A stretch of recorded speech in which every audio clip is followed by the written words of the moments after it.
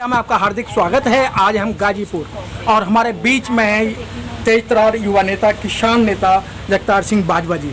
बाजवा जी, आज 7वां महीना शुरू हो चुका है और पढ़े लिखे किसान हैं, बुद्धिजीवी किसान हैं।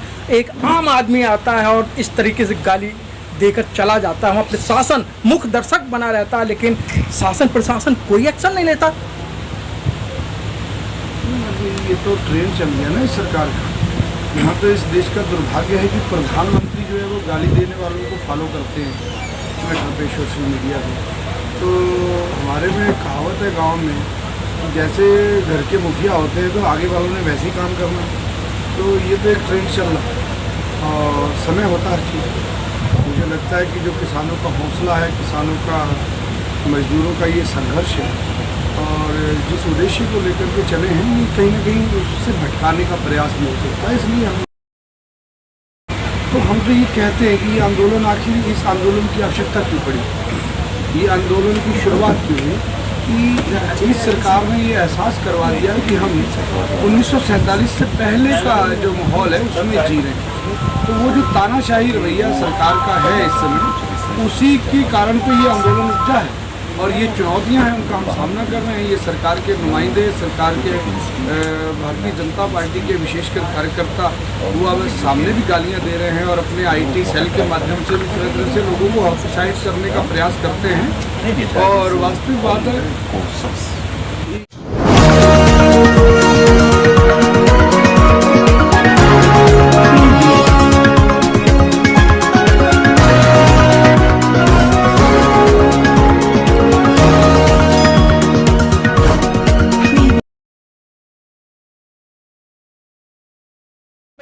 आप सही अंदाज में अपना टेम्परेचर नपवा देते हैं। अब टेम्परेचर की बात आप सुन लो कि कल इन्होंने वहाँ किसानों को जो भी है बंद किया और आज ही आप कुछ ही क्षणों में देखेंगे यहाँ गाजीपुर बॉर्डर पर कितने बड़ा जत्था किसानों का पहुँचने वाला है और लगातार इसके बाद किसान आने शुरू हो जाएंगे। और मुझे लगता है कि ये कहीं ना कहीं जो हमारे बैठे हुए किसान हैं ना, उनको ऊर्जा देता है इनके जो कृत्य हैं। और आपको परिणाम मिलेगा। अभी गाजीपुर बॉर्डर पे भी देखना, सैकड़ों लोग पहुँचने वाले हैं थोड़ी देर में और लगातार अब जगह जगह से लोग आने वाले शुरू हो रहे हैं। और ये जो चीज़ें हैं, ये तो संस्कृति है भारतीय जनता पार्टी की। गाली देना, लोगों में फ्रैक्शन पैदा करना, समाज में विघटन पैदा करना।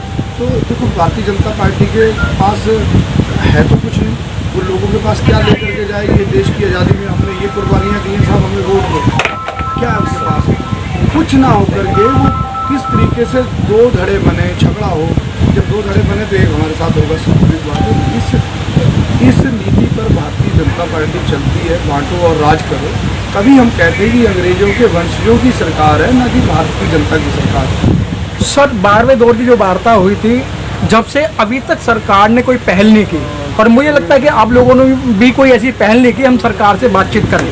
नहीं, ऐसा नहीं है। हमने पहल की है। संयुक्त किसान मोर्चा ने चिट्ठी लिखी है बकायदा प्रधानमंत्री ने देश की सरकार को बातचीत करने के लिए। वो इसलिए लिखी है कि हम इस देश के जिम्मेदार नागरिक हैं। किसान मजदूर से ये भारत बनता है। हमारी जो आवाम बैठी है, उनको ये ना लगे कि जैसी हरदर्मिता सरकार कर रही है वैसे किसान भी कर रहे हैं। इसलिए संयुक्त किसान मोर्चा ने चिट्ठी लिखी है और बड़ी दुर्भाग्यपूर्ण बात है कि चिट्ठी का जवाब अभी तक नहीं दिया है। लगभग मेरे ख्याल से 15 दिन होने जा रहे हैं चिट्ठी लिखी को और अभी तक कोई जवाब सरकार का नहीं आया है। तो इससे ये लगता है कि ये सरकार जो है वो जनभावनाओं के अनुरूप नहीं है। संवैधानिक प्रक्रिया पर इस सरकार का विकास जो है विश्वास नहीं है और ये पूरी तरीके से तानाशाही सरकार है। ये कंपनियों की सरकार है। देश की आवाम की, देश की जनता की, देश की लोकतांत्रिक व्यवस्था में सरकारें ऐसा नहीं करती। लेकिन सर, ये तो आपको जो लेटर लिखने से पहले सोचना चाहिए था कि जिस समय प्रधानमंत्री ने एक ट्वीट किया था, मात्र फ़ोन की दूरी, अभी तक मुझे लगता है 3 महीने से ज़्यादा हो चुके, ना कोई फ़ोन, ना किसी से। क्या फ़ोन आया आपके नेताओं के पास?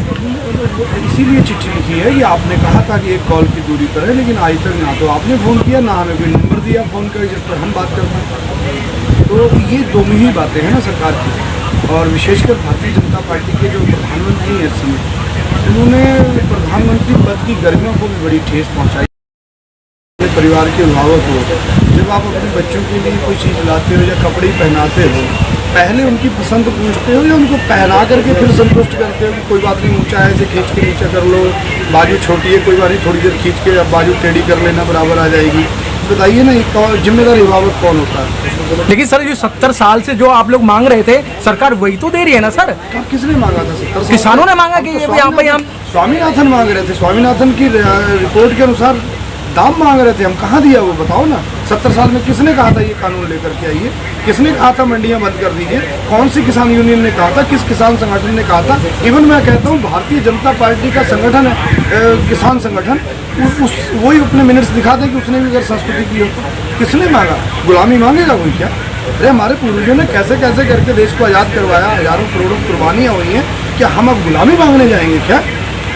लेकिन सर 2014 के अंदर तो आपके कृषि के बिल माफ करने की बात की थी, 15 लाख रुपए देने की बात की थी, 2 करोड़ नौकरियां देने की बात की थी। लेकिन सर 2019 में तो सरकार ने कोई वादे नहीं किए। क्या आप लोगों को पहले पता नहीं था कि जब 5 साल में हमारे वादे पूरे नहीं किए तो क्या आगे आने वाले समय में ये मंत्री जी हमारी बात को पूरी करेंगे? फिर भी ये बात ठीक है आपकी, और हमारे देश के जो लोग हैं बड़े भावुक हैं। कहीं ना कहीं कुछ चीज़ें गलतियाँ हुई, कुछ चीज़ें ऐसी भी आई देश में जो विघटन पैदा करने का, हमारा जातिवाद को लेकर के सांप्रदायिकता जो है भारतीय जनता पार्टी का सबसे बड़ा हथियार है आज देश में।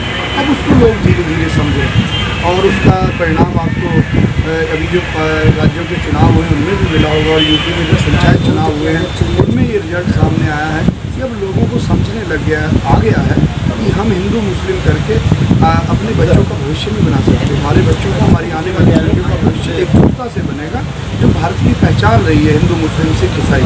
और भारतीय जनता पार्टी कहीं ना कहीं हमसे डिवाइड एंड रूल वाली स्थिति में ला करके, तो ये काठ की हांडी है, 2 बार चढ़ गई है, अब आगे नहीं चढ़ेगी, चिंता मत करो। सर बंगाल फिर नई एक लॉबी आती है, उनको बहलाया फुसलाया जाता है, तो उनको कैसे रोकेंगे आप? एक बात याद रख लेना, हमारी जो संस्कृति है, चाहे कितने भी अनपढ़ हो, माँ हो या बाप हो, अपने बच्चों के लिए शेर से भी बढ़ जाते हैं। तो ये हमारे बच्चों के अस्तित्व का सवाल है, आने वाली पीढ़ी के का सवाल है कि ये क्या बेचते हैं मोदी और शाह। सबसे भिड़ेंगे देखना, ढूंढे नहीं मिलेंगे, आप आने तो चला। सर युवा चाहता था, युवा को मिल गया मंदिर के अंदर, और पकोड़े तलना और साइकिल के अंदर पंचर लगाना, युवा इससे ज़्यादा नहीं है। कि अगर युवा का अगर दर्द होता तो किसान आंदोलन के अंदर अपनी मांगों के लेके वो बढ़ चढ़ कर साथ देते। तो युवा पूरा साथ है, युवा पीछे कहाँ है? चलो अब मुझे युवा नहीं मानने वाला अलग बात है, वैसे मैं मानने का प्राप्त युवा हूँ, राष्ट्रीय युवा पुरस्कार देता हूँ हिंदुस्तान का। लेकिन फिर भी आप नहीं मान रहे तो जो 26 जनवरी को जो देखा नहीं आपने, दिल्ली की सड़कों पर ट्रैक्टरों पर तिरंगे लगा करके कौन आया था? देश का यूथ आया था। आज भी अभी आ रहा है, जब भी आपको थोड़ी देर में दिखा देंगे। 8 तारीख को फिर आ रहा है, 11 को फिर आ रहा है, 14 को आ रहा है, आपको यूथ दिखाई दे जाए। तो ये सारी चीज़ें टाइम टू टाइम है, जैसे हमें आवश्यकता लगेगी वैसे लोग आएंगे। आज भी घर में खेती में भी लगे हैं, अन्य कामों में भी लगे हैं, और सब आएंगे। आप चिंता मत करो, भारत का एक एक युवा इस आंदोलन के साथ है, इस तानाशाह सरकार के विरोध में है, इन 3 कृषि कानूनों के विरोध में है। और जब तक ये रद्द नहीं हो जाते, कोई भी चैन से सो नहीं रहा अगर घर में भी है। सर आप संविधान के तहत धरना प्रदर्शन कर रहे हैं, आप संविधान को आड़े हाथ लेते हैं और संविधान के दायरे में सारे काम करते हैं, लेकिन वर्तमान सरकार तो संविधान को नहीं मान रही ना सर। तो मैंने पहले ही कहा कि उनका लोकतांत्रिक व्यवस्था पर, हमारे संवैधानिक अधिकारों पर या संविधान की जो मूल भावना है उस पर इस सरकार का विश्वास नहीं है। और ये कई बार इंडिकेट भी किया है सरकार के नुमाइंदों ने, चाहे वो हेंगड़े कर्नाटक, उन्होंने कहा था कि हम संविधान बदलने आए हैं जी। और आरक्षण को लेकर के भी उन्होंने कहा था कि साहब हम इसकी समीक्षा करेंगे। तो वो एक इंडिकेशन था। ये हमारा दुर्भाग्य है कि हम उसको समझ नहीं पाए, देश की जनता नहीं समझ पाई, लेकिन हम समझ गए। देखिए भाजपा जी, बात वहीं आती है जिस समय रेल को बेचा जा रहा था उस समय किसान सभी चुप थे और भी समुदाय चुप थे, लेकिन जब BHL को बेचा जा रहा था जब सारे लोग चुप थे। मतलब कहने का मतलब एक एक करके सरकार ने सभी को आड़े हाथों लिया ना। आज किसानों को बात आगे लगी तो इसको हम जन आंदोलन बना दिया। ये आज तक आप जो आंदोलनों का इतिहास देख लें, कोई भी आंदोलन जो हुआ है वो गाँव से उठा है।